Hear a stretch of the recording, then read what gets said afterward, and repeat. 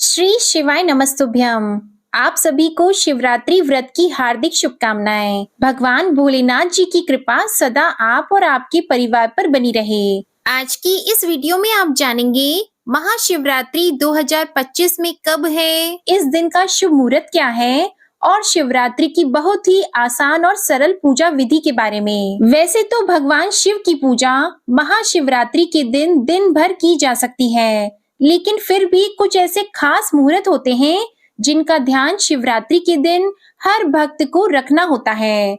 इन खास मुहूर्तों में की गई पूजा और शिवलिंग पर किया गया अभिषेक या फिर मंत्रों का जाप सभी मनोकामनाओं को पूर्ण कर देने वाला होता है। सबसे पहले बात करेंगे प्रदोष काल की। प्रदोष काल वह समय होता है जो सूर्यास्त से 45 मिनट पहले और सूर्यास्त के 45 मिनट बाद का समय। इसलिए न सिर्फ शिवरात्रि के दिन बल्कि भगवान शिव को समर्पित जो भी दिन होते हैं, चाहे वो सोमवार का दिन हो, मासिक शिवरात्रि का दिन हो, प्रदोष व्रत का दिन हो, उस दिन भी भगवान शिव की पूजा प्रदोष काल में ही करनी चाहिए। ऐसे में हो सके तो इस समय आप आसपास के किसी शिव मंदिर में जाकर पूजा कर सकते हैं, और ऐसा संभव ना हो तो घर पर भी आप पूजा कर सकते हैं। और अगर आप कहीं बाहर हैं तो आप बाहर रहते हुए भी मानसिक पूजा यदि भगवान शिव की इस समय में करते हैं तो उस पूजा को भी भगवान शिव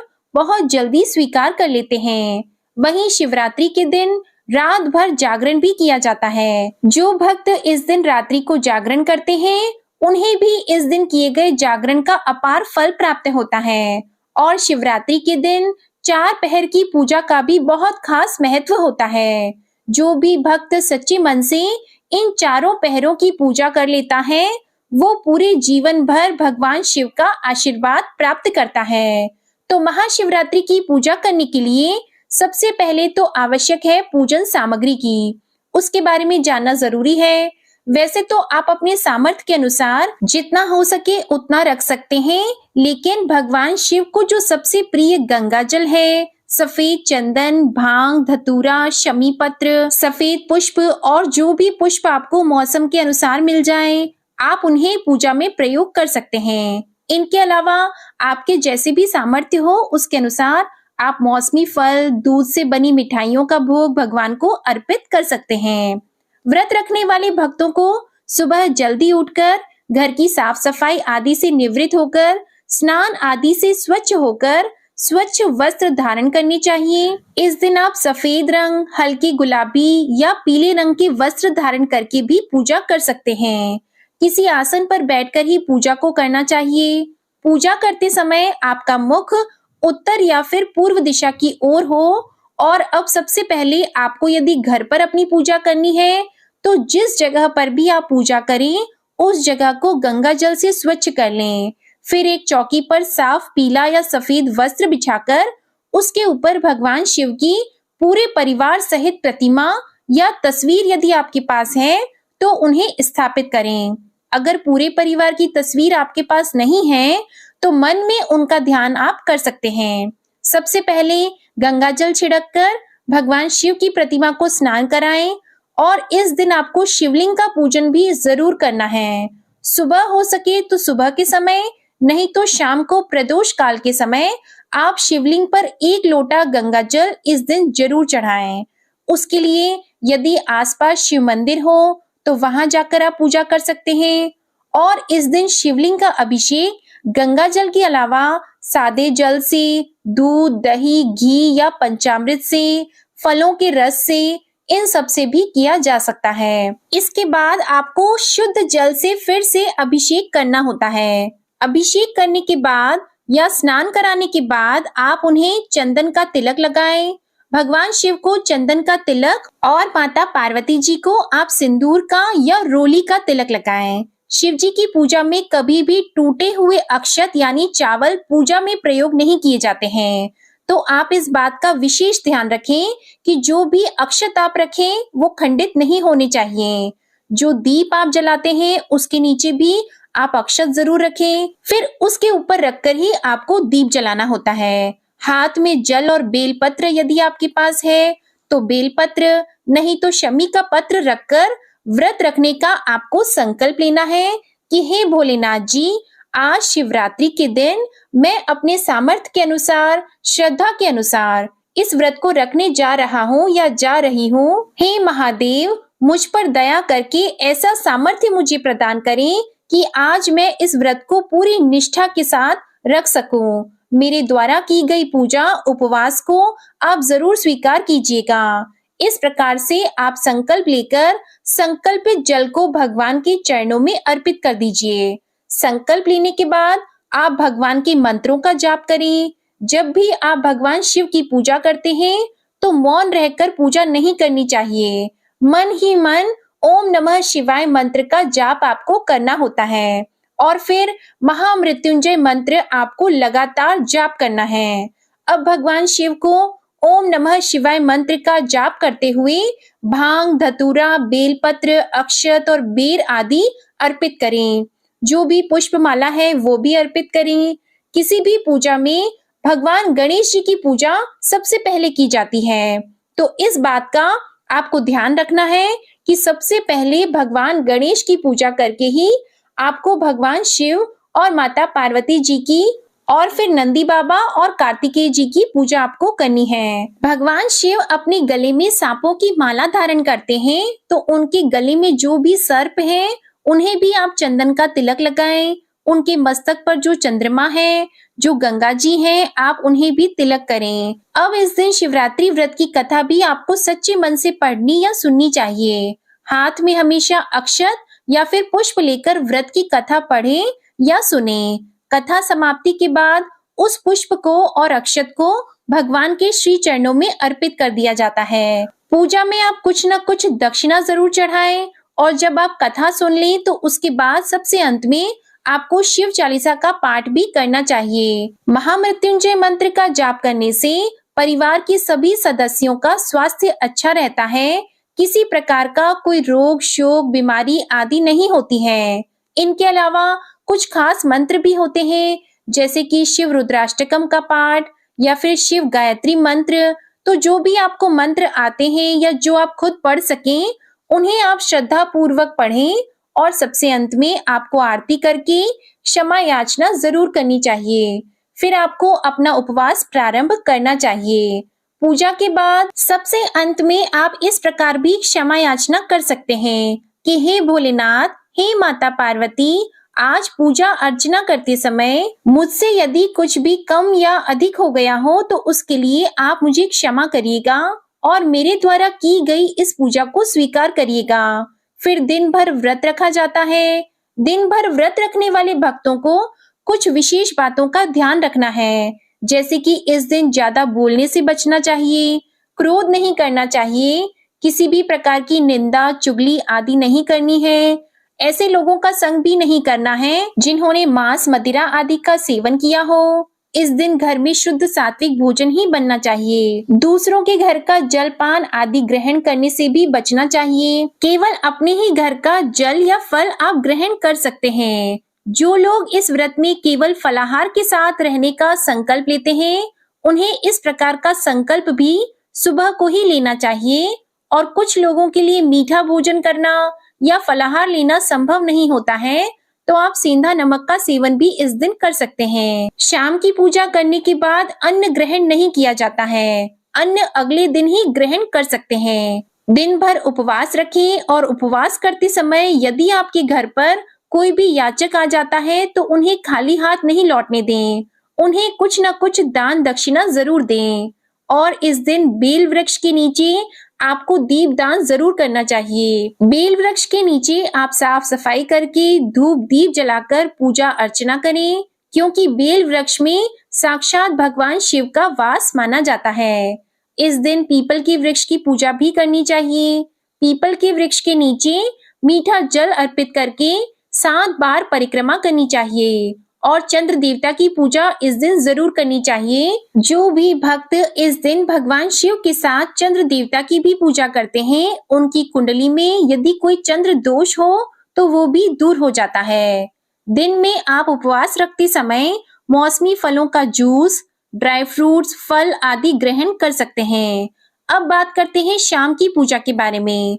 तो शाम की पूजा यानी प्रदोष काल के समय जो पूजा की जाती है, प्रदोष काल का समय भी आपको हमारी वीडियो में मिल जाएगा। तो प्रदोष काल के समय पूरी कोशिश करें कि आसपास शिव मंदिर में जाएं और वहां शिवलिंग का अभिषेक करें।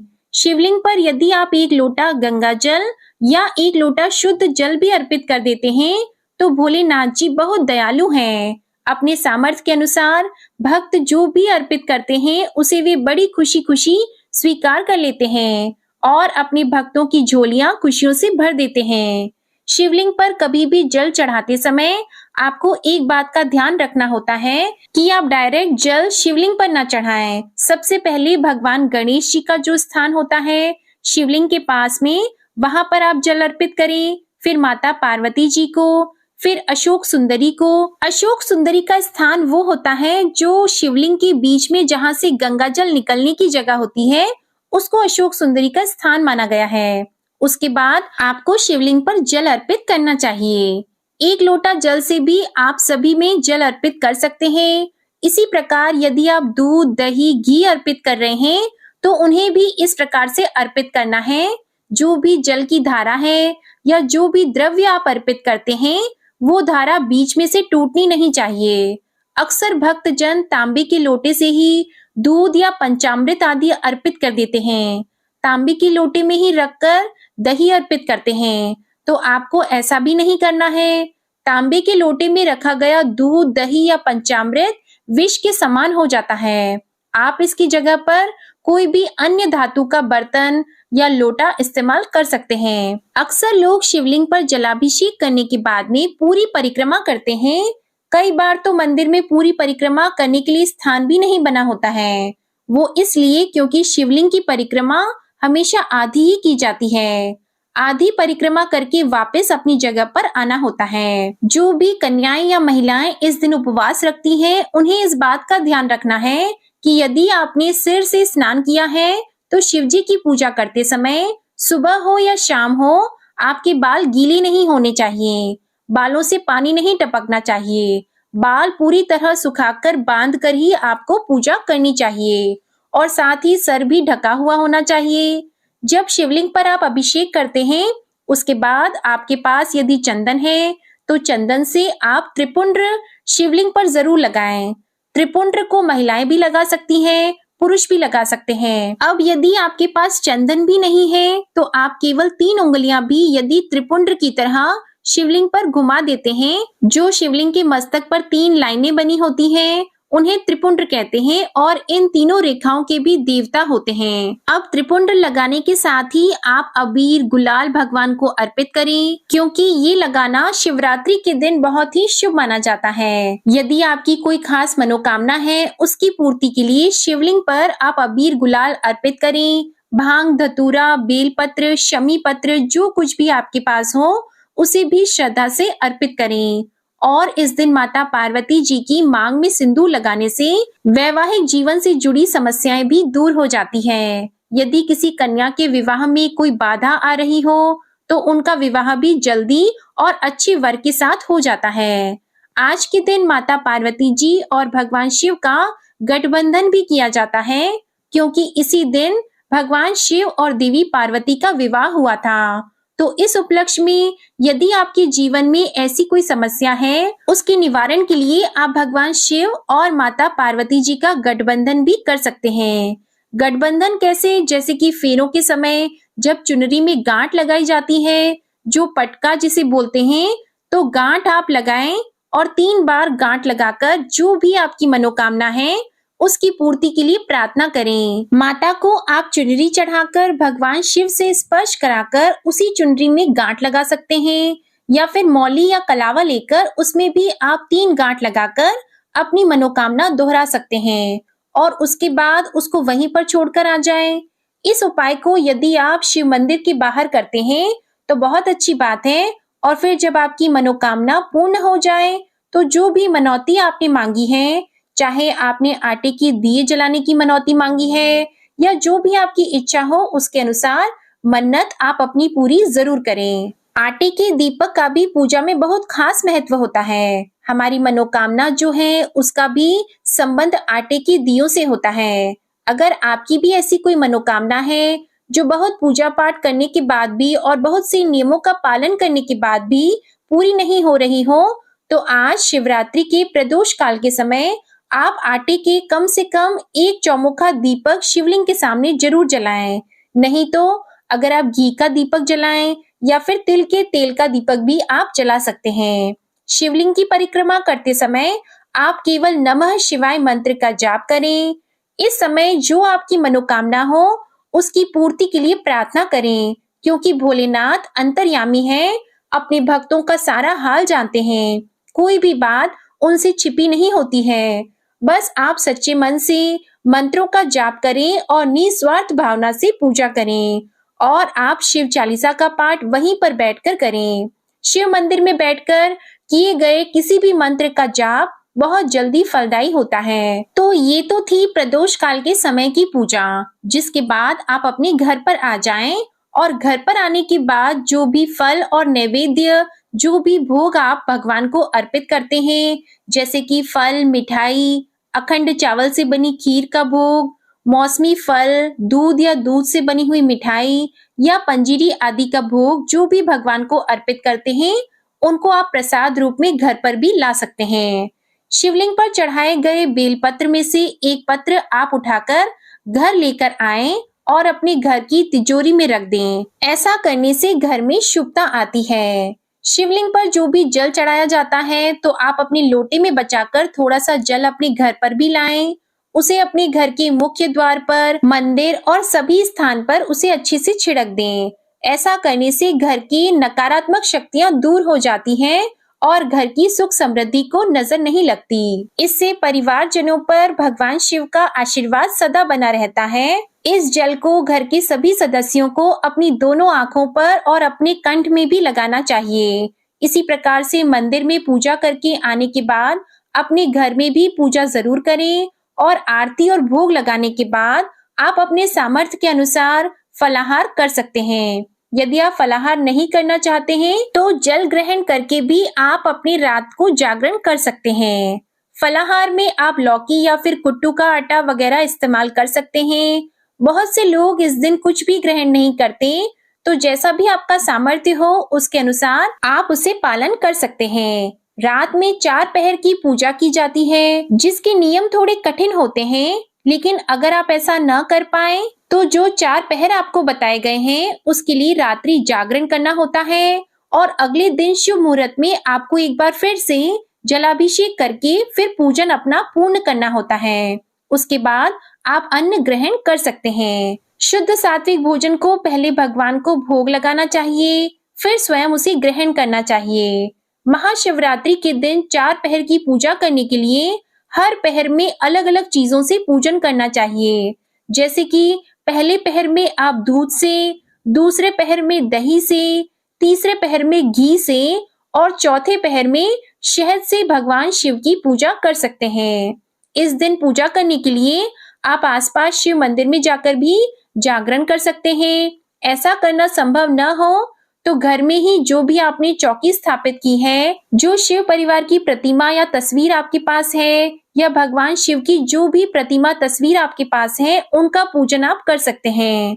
आज के दिन बहुत से लोग अपने घर में ही मिट्टी के पार्थिव शिवलिंग बनाकर उनका पूजन करते हैं, जिसका विसर्जन अगले दिन पूजा करने के बाद कर दिया जाता है। अगर हो सके तो अपने घर पर शिवलिंग बनाकर भी आप 4 पहर की पूजा कर सकते हैं। 4 पहर की पूजा करने का जो नियम है उसमें इन चारों वस्तुओं को आपको जो बताई गई हैं उनसे अभिषेक किया जाता है, और हर अभिषेक के बाद एक बार आप शुद्ध जल से अभिषेक जरूर करें। जैसे पहले पहर में आपने दूध अर्पित किया है तो दूध अर्पित करने के बाद फिर से आप जल से अभिषेक करें। दूसरे पहर में दही से अभिषेक किया तो फिर से जल से अभिषेक जरूर करें।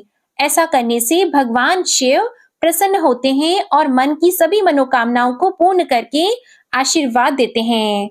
अभिषेक करने के अलावा आप किसी भी खास मंत्र का, जैसे आप सबसे शक्तिशाली मंत्र ओम नमः शिवाय या नमः शिवाय मंत्र, केवल सच्चे मन से किए गए इस एकमात्र मंत्र का जाप भी आपकी सभी मनोकामनाएं पूर्ण कर सकता है। आपके पास यदि रुद्राक्ष की माला है तो रुद्राक्ष की माला से आप जप को कर सकते हैं। अगर रुद्राक्ष की माला नहीं है तो आप लगातार मन ही मन जितना आपका सामर्थ्य हो उतनी देर तक आप जप को कर सकते हैं। कई बार भक्तों के लिए 4 पहर की पूजा करना संभव नहीं होता है, तो आप पहले पहर की और अंतिम पहर की पूजा भी कर सकते हैं, लेकिन मान्यताओं के अनुसार चारों पहर की पूजा करने का ही फल होता है। फिर भी यदि आपकी बहुत इच्छा हो तो आप प्रथम पहर और अंतिम पहर, जो कि अगले दिन सुबह के समय ब्रह्म मुहूर्त के समय का होता है, उसमें भी आप पूजा कर सकते हैं। उसके बाद एक बार फिर से जलाभिषेक करें, भगवान शिव की पूजा विधि विधान से करें, भोग लगाएं और प्रसाद रूप में उस भोग को ग्रहण करें।